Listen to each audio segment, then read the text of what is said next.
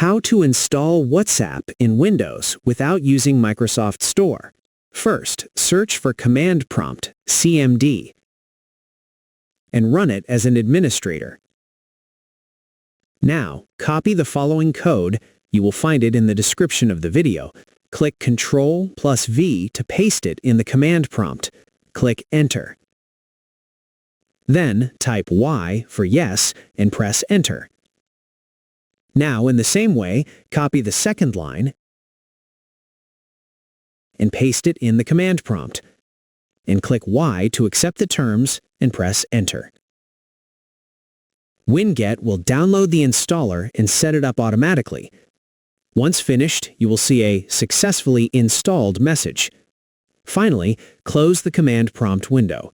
Search for the downloaded WhatsApp app and connect it to your mobile using the QR code. And done.